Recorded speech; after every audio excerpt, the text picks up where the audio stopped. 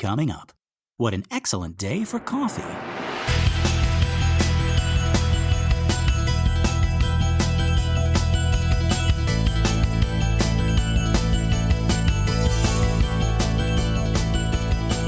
Well, howdy folks, and welcome to Minute 74 of the Exorcist Minute, a show where we endeavor to examine, extrapolate, and excavate The Exorcist, minute by terrifying minute. My name is Lester Ryan Clark. And I'm Keenan Diaz. And we'll be your holy guides on this journey through what some have called the scariest movie of all time.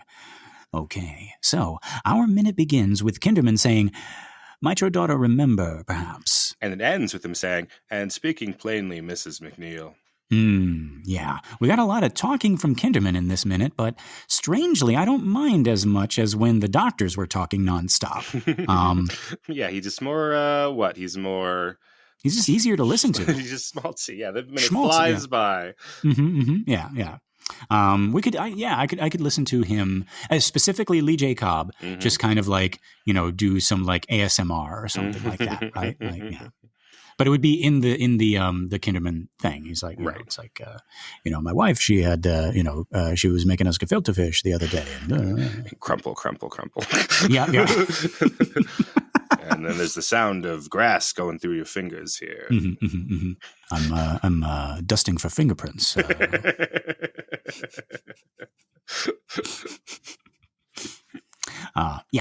Okay, so let's get to the top of this minute here. Actually, okay, before that, I think now is a good time to open our books.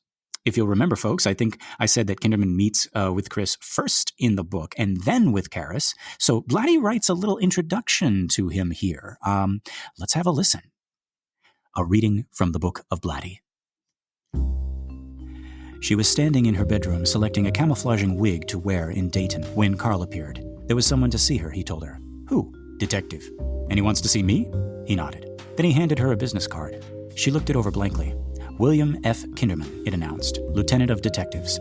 And, tucked in the lower left-hand corner like a poor relation, Homicide Division. It was printed in an ornate, raised Tudor typeface that might have been selected by a dealer of antiques. She looked up from the card with a sniffing suspicion. Has he got something with him that might be a script, like a big manila envelope or something? There was no one in the world, Chris had come to discover, who didn't have a novel, or a script, or a notion for one or both tucked away in a drawer or a mental sock. She seemed to attract them as priests did drunks. But Carl shook his head. Chris immediately grew curious and walked down the stairs. Burke? Was it something to do with Burke?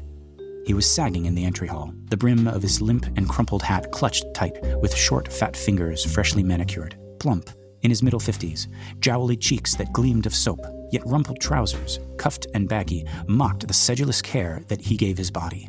A gray tweed coat hung loose and old-fashioned, and his moist brown eyes, which drooped at the corners, seemed to be staring at times gone by. He wheezed asthmatically as he waited. Chris approached. The detective extended his hand with a weary and somewhat fatherly manner, and he spoke in a hoarse, emphysematous whisper. I'd know that face in any lineup, Miss McNeil. Am I in one? Chris asked him earnestly as she took his hand. Oh, my goodness, no, he said, brushing at the notion with his hand as if swatting a fly. He'd closed his eyes and inclined his head. The other hand rested lightly on his paunch. Chris was expecting a God forbid. No, it's strictly routine, he assured her. Routine. Look, you're busy? Tomorrow. I'll come again tomorrow. He was turning away as if to leave, but Chris said anxiously, What is it? Burke? Burke Dennings? The detective's drooping, careless ease had somehow tightened the springs of her tension. A shame. What a shame, the detective breathed, with lowered eyes and a shake of his head. Was he killed? Chris asked with a look of shock. I mean, is that why you're here? He was killed, is that it? No, it's routine, he repeated. Routine. You know, a man so important, we just couldn't pass it up. We couldn't, he pleaded with a helpless look. At least, one or two questions. Did he fall? Was he pushed? As he asked, he was listing from side to side with his head in his hand. Then he shrugged and huskily whispered, Who knows? Was he robbed? No, not robbed, Miss McNeil, never robbed. But then, who needs a motive in times like these? His hands were constantly in motion, like a flabby glove informed by the fingers of a yawning puppeteer. Why, today, for a murderer, Miss McNeil, a motive is only an encumbrance, in fact, a deterrent. He shook his head. These drugs, he bemoaned. These drugs, this LSD. He looked at Chris as he tapped at his chest with the tips of his fingers. Believe me, I'm a father, and when I see what's going on, it breaks my heart. You got children? Yes, one. A son? A daughter. Well, listen, come on in the study, Chris interrupted anxiously, turning, about to lead the way. She was losing all patience. Miss McNeil, could I trouble you for something? She turned with the dim and weary expectation that he wanted her autograph for his children. It was never for themselves. It was always for their children. Yeah, sure, she said. My stomach, he gestured, with the trace of a grimace. Do you keep any cowsa water, maybe? If it's trouble, never mind. I don't want to be trouble. No trouble at all, she sighed. Grab a chair in the study, she pointed, then turned and headed down for the kitchen. I think there's a bottle in the fridge. No, I'll come to the kitchen, he told her, following. I hate to be a bother. No bother. No, really, you're busy. I'll come. You got children? He asked as they walked. No, that's right. Yes, a daughter. You told me. That's right. Just the one. And how old? She just turned 12. Ah, then you don't have to worry, he breathed. No, not yet. Later on, though. Watch out. He was shaking his head. Chris noticed that his walk was a modified waddle. When you see all the sickness day in and day out, he continued. Unbelievable. Incredible. Crazy. You know, I looked at my wife just a couple of weeks ago, I forget. I said, Mary, the world, the entire world is having a massive nervous breakdown. All, the whole world, he gestured globally. And it goes on like this. And I was tempted to go on because this character, I don't know, like he walks the line between annoying and a pleasant break from the heaviness of the rest of the story. Right. Mm-hmm. Like some people do feel that he feels a little bit misplaced in the story. Like the flavor he adds doesn't quite jive with the rest of the meal that Friedkin is trying to make.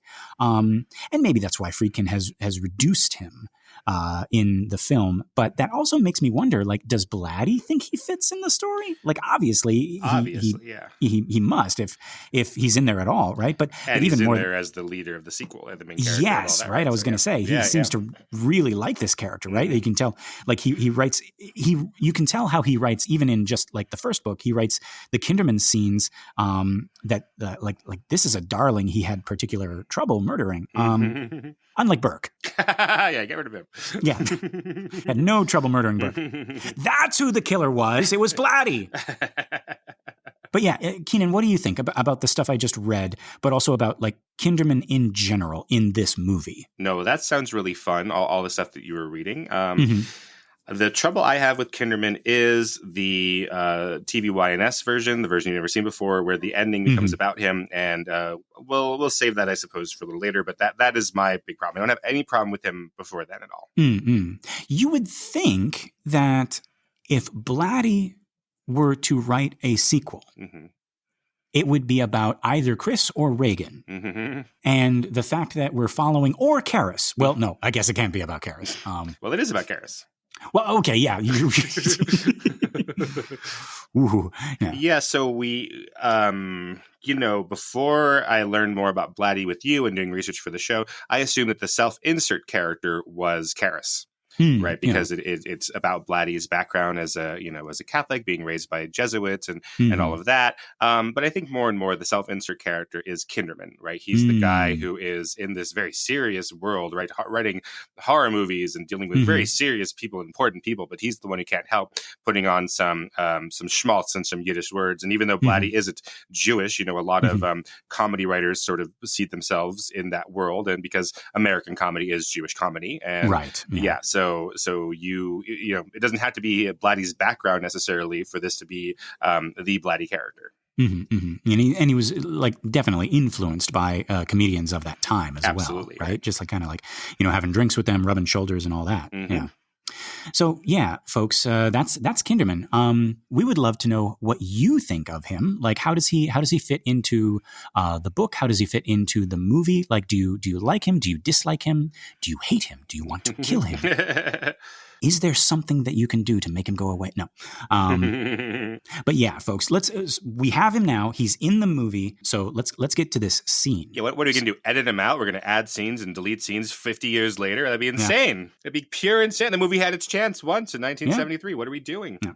Somehow, Kinderman died.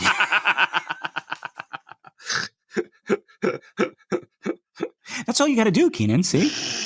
Fans will love it. Yeah. You'll sell more toys of the non-Kinderman. Just an empty action figure carton. Yeah, I wonder if there's a Lee J. Cobb Funko Pop. There must be. Oh my God. Some kind. Yeah.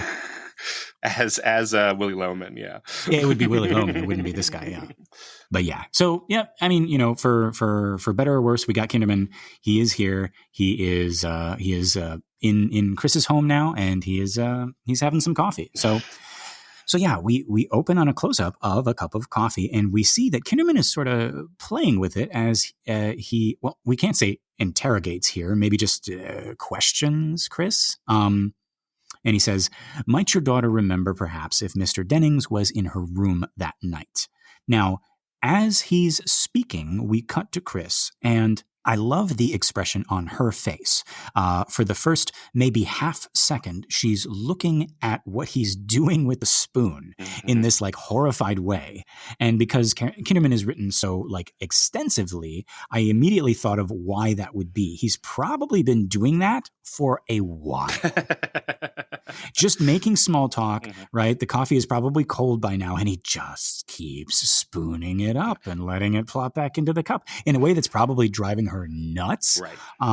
Like, you know how people just like involuntarily like do things like while they're talking to you, they're maybe like not even aware that they're doing it, but like they just fidget and they fumble with something, and it just like really irritates you. Like just tiny little things that are like so little that you would look weird for calling them out on it. Well, again, we have to question retroactively, like how much is this Kinderman just being a weirdo, and how much of this is his wonderful, skill as a detective, right? Yeah. Right? So he is spooning his he's stirring his coffee, but as we see in the insert shot of it, it's black coffee. Do you think there's even any sugar in this that he's stirring? I mean, there might be literally nothing in this cup of coffee, and he's stirring it. Yeah, actually, yeah. And like, what would be the point of that? Yeah, right. Except to like put Chris on edge, right? Right, exactly. Yeah, just to discombobulate someone and make them give up, some information that they normally wouldn't, right? And again, folks, there's ample examples of this in the book, right? Just little tiny things he does, right? He like pretends to leave 3 times before coming back in and being like, "Oh yeah, just one more thing I forgot," and then he drops the big bomb, right? Like the whole reason he came in the first place, right? Yeah. If you look at Chris's face, it certainly looks like it's working, right? Yeah, she is discombobulated. Yeah, right. He's getting to her, right? But yeah, so Chris is looking at him play with his coffee like this. But then she actually starts like hearing what he's saying, if she remembers if Burke was in Reagan's room that night. And that's when she looks up, and we get a pause long enough for us to switch shots. And now we're in a wide shot of this is the dining room, yeah? Yeah, this is regular. Yeah. We've been in here before chasing after cookies, I think. Right. Oh, yes. Okay, now I remember. Yeah. Yes. Okay, yeah. I just checked the floor plan that our awesome listener sent to us. By the way, folks, that floor plan is a piece titled The Exorcist, Home Sweet Home, design 122673 by Pascal Witazek, Witasek, could be Witazek, at Pascal Witazek, all one word, or Witazek, on Instagram. And you can purchase your very own on at Dark City Gallery. So check it out. Nice little conversation piece at your next party, right? Oh yes, that's the famous Exorcist house, right? Yeah. And then to show how much of an Exorcist fan you are, look them dead in the eye and start pissing all over your own floor. No, I mean, I that is how I get rid of any guest who overstayed their welcome. Is you're gonna die up there? What?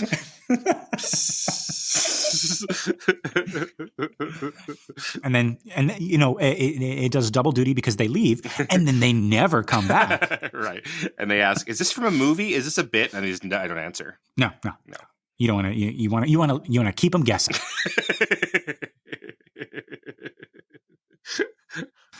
But yeah, so in this shot, Chris asks, "Why do you ask?" Now, I remember in previous minutes, specifically the minutes in which she has just found out that Burke has died, we were going back and forth about whether or not she knew that Burke had fallen from Reagan's window versus just fallen from the stairs outside. What did we decide on? Like, I think that she has figured out that he was pushed. Yes. Okay. But all right. That we have a clear moment in our next scene where we are meant to believe that she has figured it all out for sure. Right. And then of course it is harder if you're an actor to like have it constantly be like every single one of these moments is the time where she figures it out. But Right. It does seem like we might be being asked to think that by the filmmakers each time. Like Right. Every time we get a little bit more confirmation of that is a moment. Yeah. Yeah.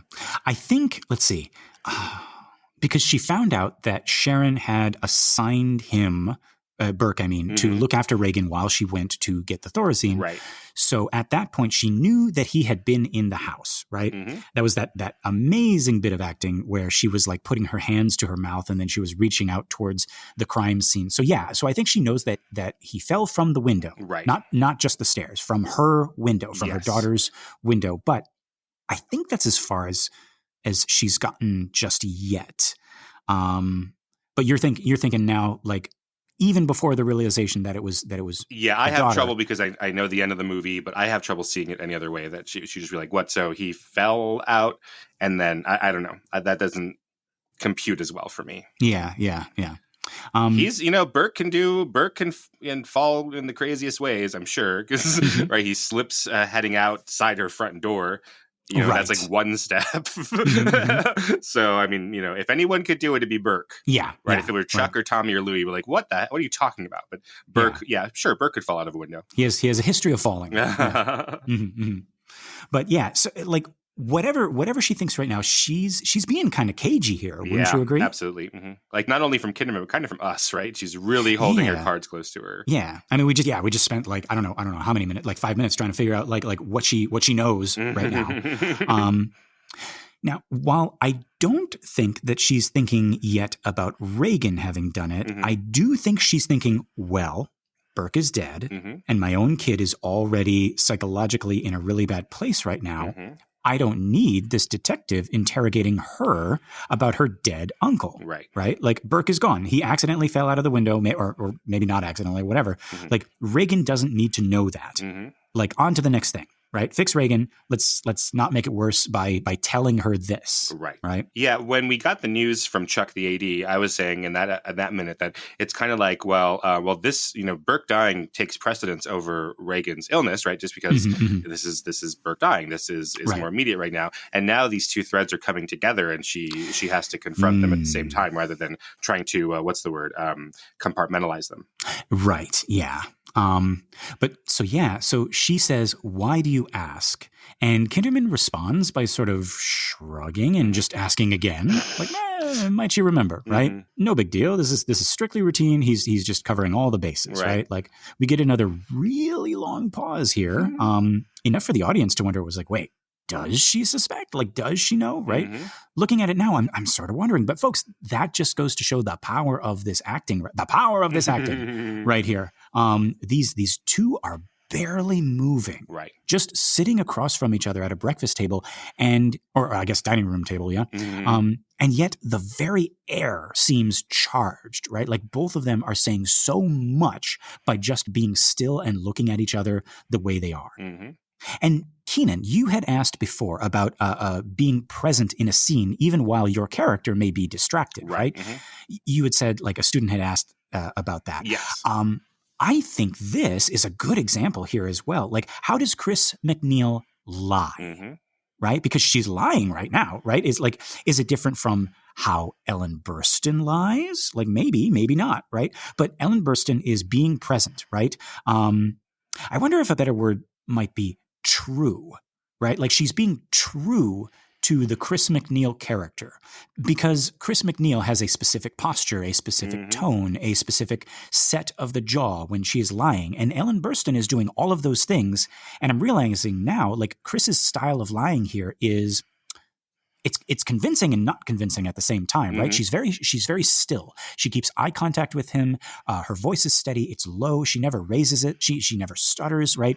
There's a finality to it. It's almost like she's looking him in the eye and forbidding him to go any further, right? Like, at least that's how I'm reading it. Like, don't go down this line of questioning, which in a way kind of makes her a bad liar, right? Like, did you rob that bank?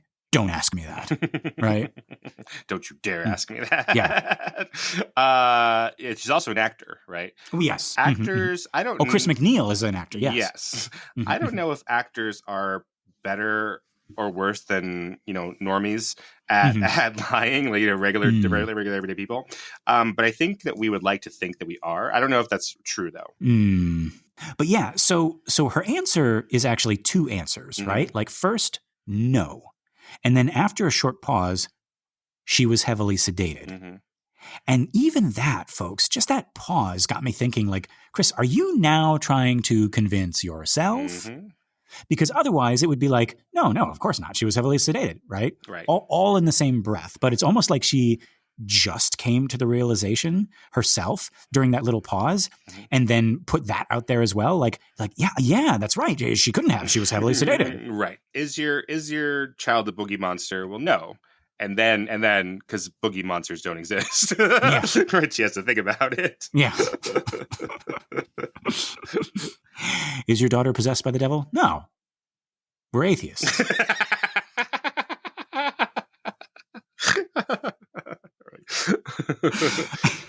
Obviously. But yeah, and we get another pause, and Kinderman counters with, "It's serious?"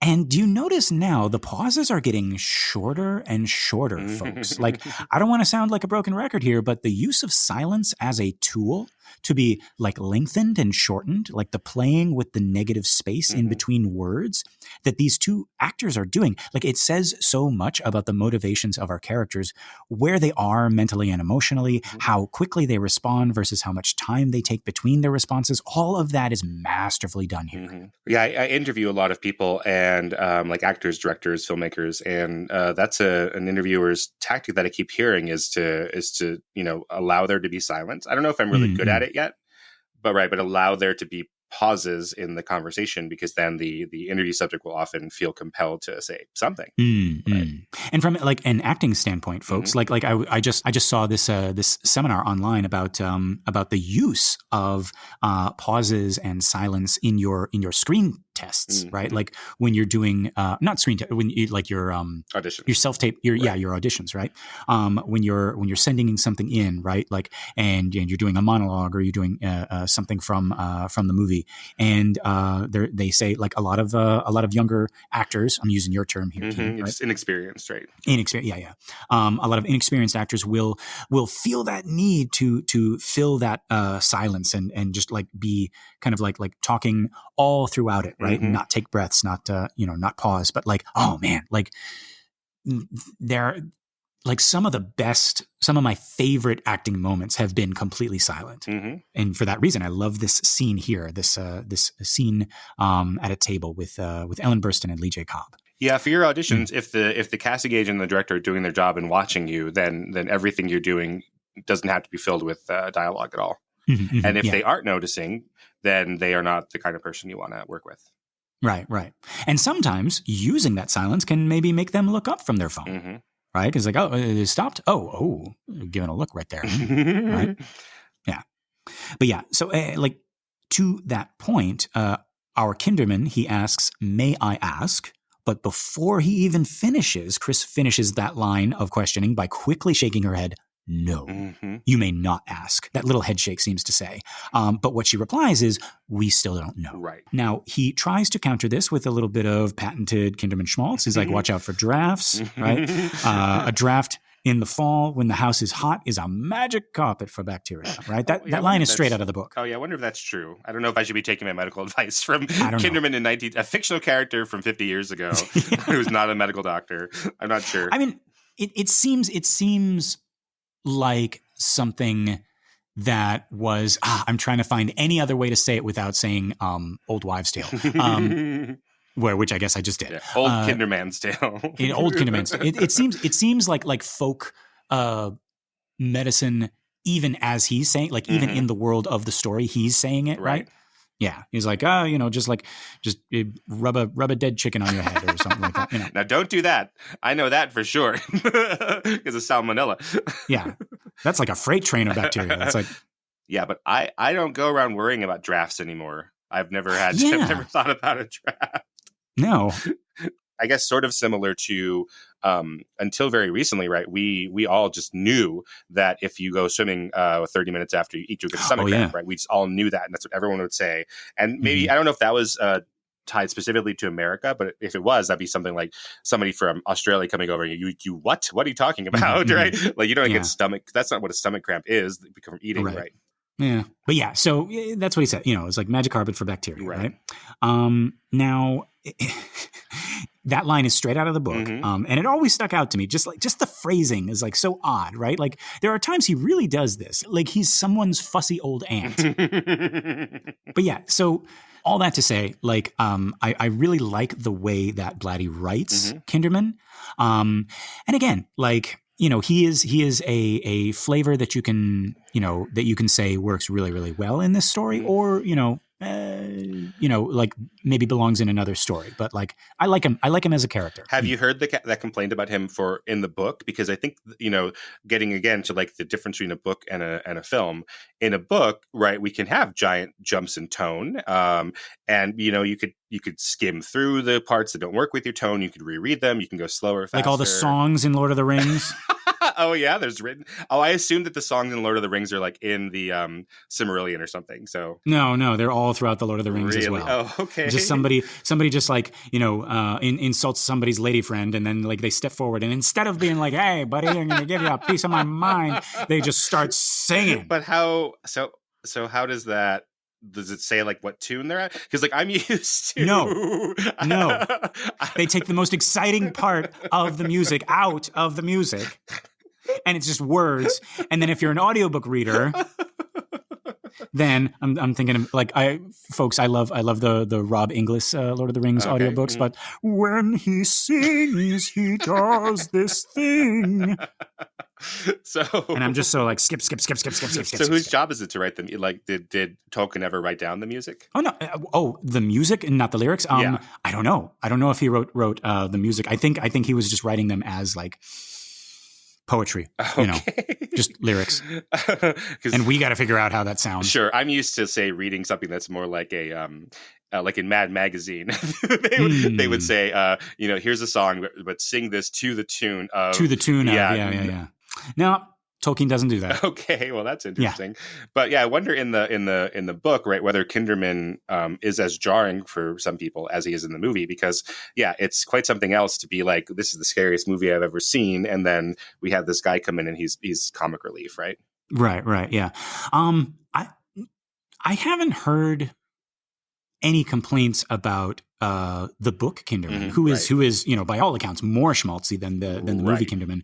But yeah, like to what you were saying, Keenan, he at least that I know of, nobody seems to mind that he's in there. Kind of like changing up the tone a little bit. I haven't heard that either. So that might just be like something that's intrinsic to what a movie is that a movie tends to be more unified. Right. Not that there aren't movies that are more disparate, obviously. And some of those are my favorite movies, like with huge cast of characters or across different timelines or different, alternate realities. Right. But the movie tends to be more unified. It's one story, one theme, one series of actions that are all causing each other. Right. Even the characters can only be entertained by one, flavor of media on the TV or the, right. The radio. Exactly. Like they're all Carmen coincidence. We're all Carmen. Yeah. It's all Carmen all the time. Yeah.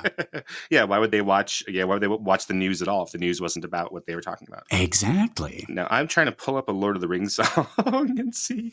Oh boy. The One Ring to Rule Them All. What is this? Oh, is that a song? That's no.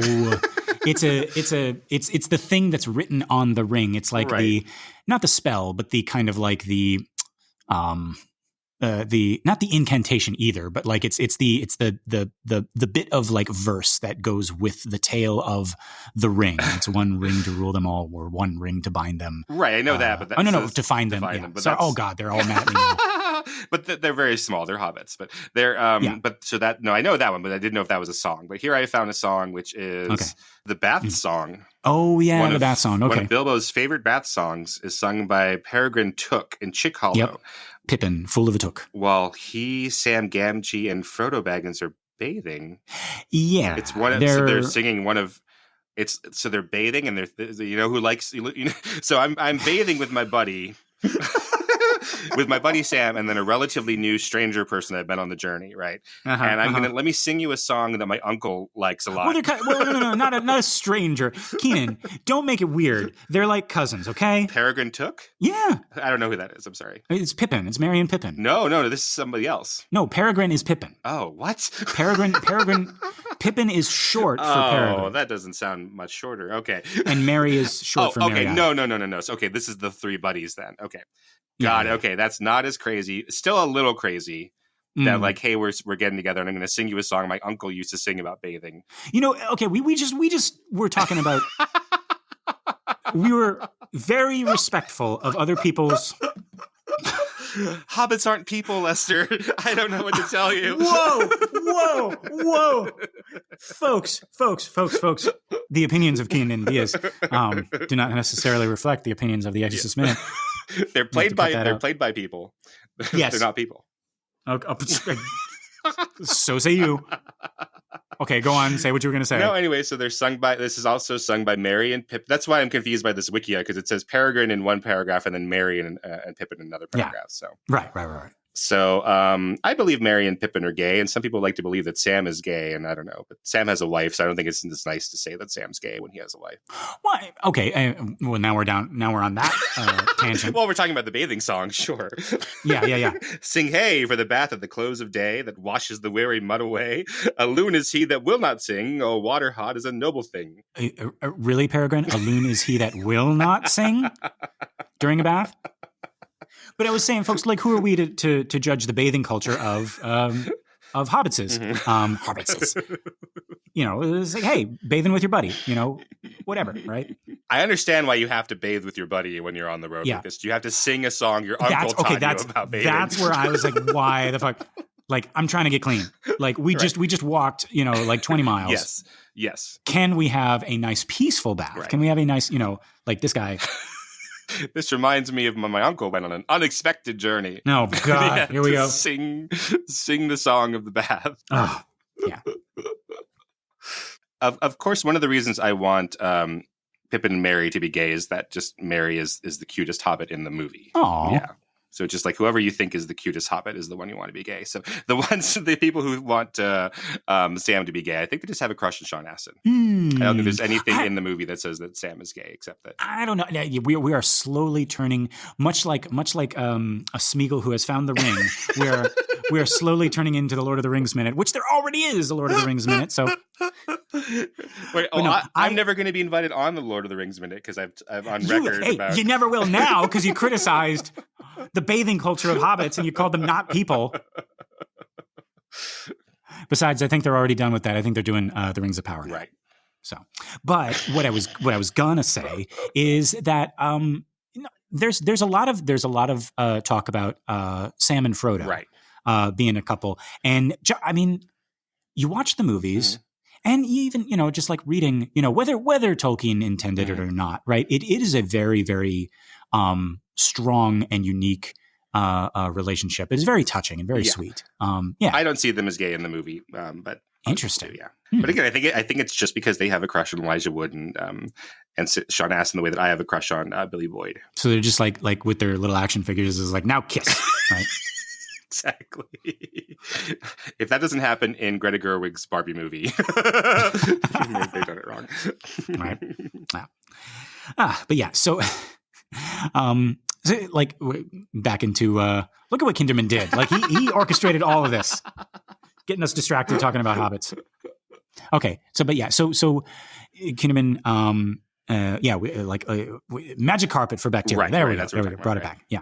So, but now before he can say anything else, we are interrupted here by Carl. Right. Actually, he notices Carl a little bit before we do, right? Like just as he's finishing up his sentence, and like I'm trying to decide if this noticing of Carl is genuine here, like, or if he was aware of him the whole time, the whole time, right? So I guess, okay, so now is a good time to say this scene in the movie actually combines 2 scenes from the book. Kinderman visits Chris 2 times, and the second time he is watching Carl very, very closely out of the corner of his eye. The second time is when you sort of realize how good this guy is at his job, right? Like how aware he is of everything around him, even as he presents himself as this like frumpy, absent-minded old man, right? Like just how sharp he is, right? And I'm constantly trying to see like just how much of that Kinderman is in our movie Kinderman here. Like trying to see like the calculation behind his eyes, like when he starts getting schmaltzy, like, or when he says something like seemingly innocent, right? Like, Keenan, I actually want to ask you, how much does he know or suspect here in this moment, in this visit about Reagan, about like looking at Carl, like about anything? I think that he knows that thing that he found at the bottom of the stairs is a kid's play clay thing, even though we don't see it. Right. I think he knows that the person Burke was pushed out of the window. And then I think he's there to sort of figure out. Well, I think he probably thinks that Chris knows about it and is hiding it. Okay.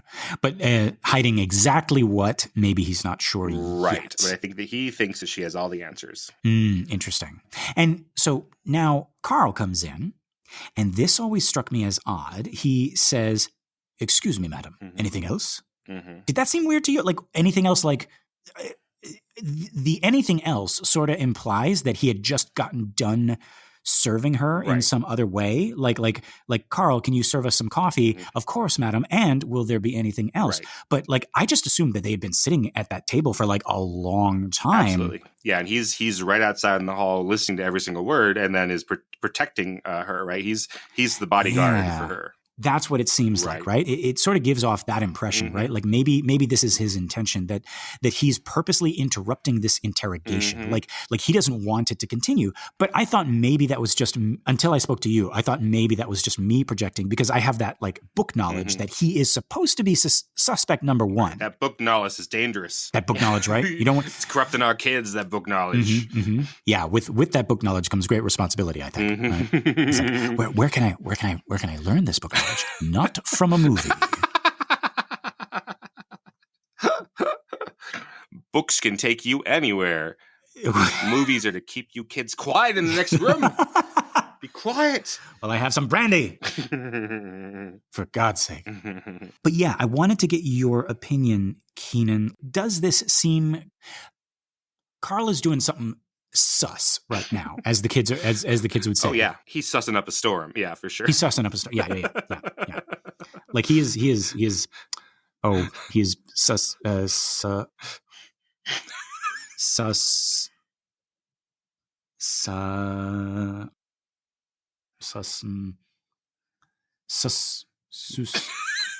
Dr. Sus is Cat in the Hat, right? Like.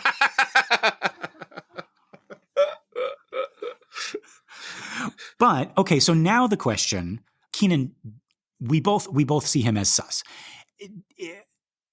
Is he being sus for the purpose of protecting Chris, or for the purpose of protecting himself? Well, he has nothing in actuality. He has nothing to hide from himself, right? Or does he? Well, did he push Burke out the window?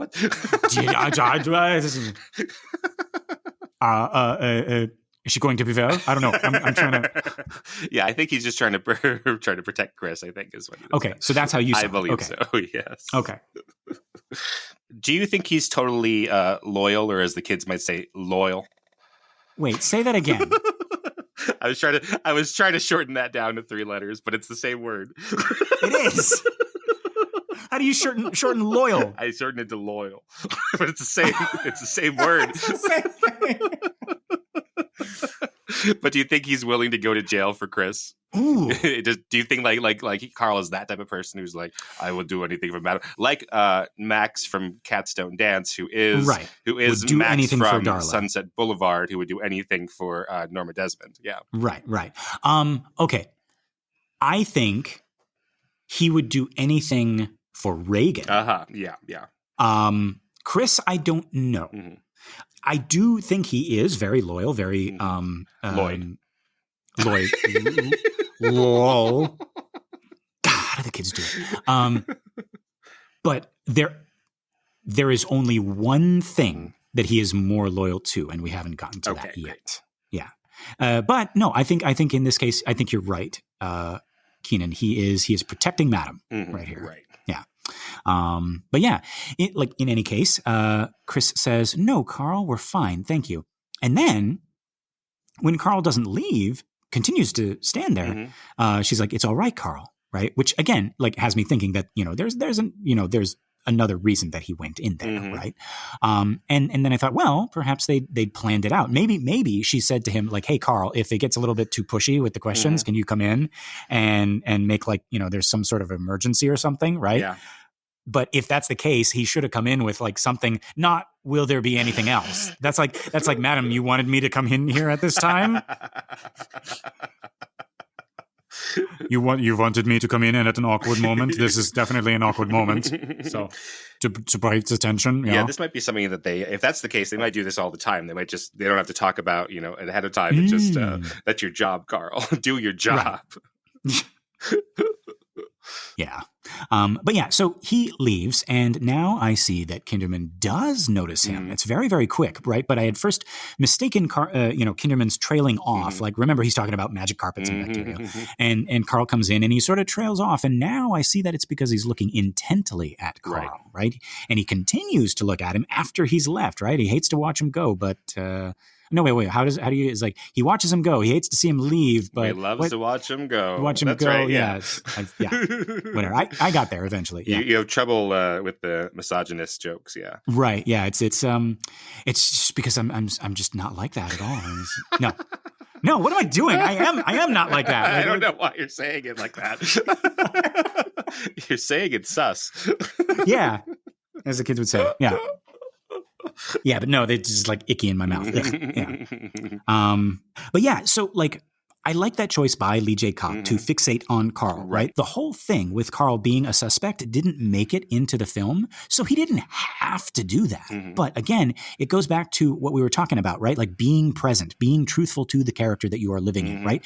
Maybe that part was in an earlier draft of the screenplay, or maybe it wasn't. Either way, Kinderman says Burke was killed by a powerful man, and in walks this powerful man. Right. And if Lee J. Cobb did his homework, which of course he did, he's Lee J. Cobb, and I don't just mean reading the book. I mean deciding what kind of person William F. Kinderman is, right? Like how he reacts to things, his level of awareness, his level of association between things, like what he thinks, how he acts. Of course, he's going to be present enough in Kinderman for Kinderman to be distracted by Carl, right? Does that make sense? Yeah, it makes sense. In the script, we don't have this interjection from Carl in the version that we have. Oh, interesting. Wow. So now after Carl leaves, we're in this over-the-shoulder shot over Kinderman's shoulder, and we're looking at Chris, and she does this little head tilt here before she asks the next question, as if she doesn't want to ask it, or maybe she doesn't want to hear the answer, but she steels herself, and then she says, "Why are you asking all of this?" And Kinderman shakes his head. He mutters, again, nobody answers the questions that they're asked. Good. It's never it's like they ask a question and they go on to, like, they answer the question by like posing another question or just going off on another like tangent, right? And so Kinderman says, "It's strange." And we cut to the opposite side of the table, and now we're over Chris's shoulder, and Kinderman is reflecting, right? He says, "The deceased comes to visit, stays only 20 minutes, and leaves alone a very sick girl."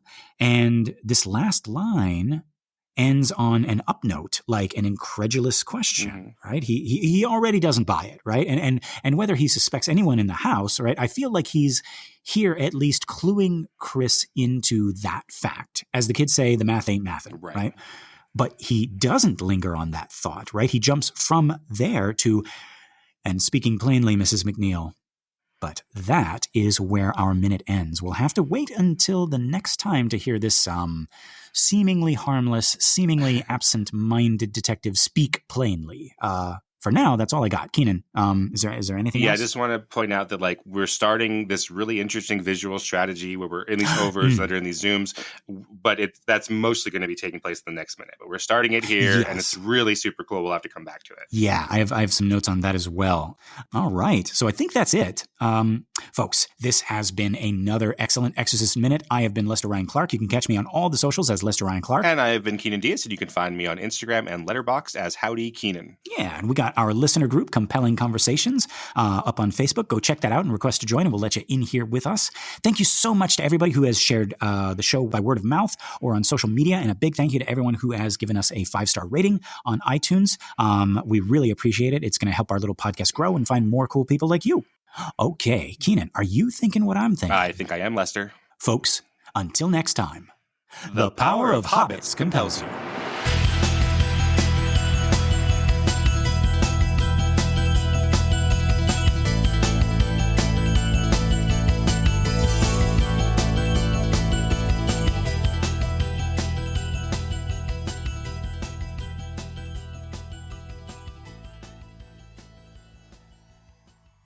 And folks, I'd like to talk about my comments that might have been perceived as hurtful by those in the Hobbit community. I have been told that my comments were insensitive, and I am listening to my Hobbit friend, and I am agreeing. And so if you take us back on the Exorcist Minute, I'd just love to reassure you that we will do our best in the future, and that Lester and I will be there with any community that will have us.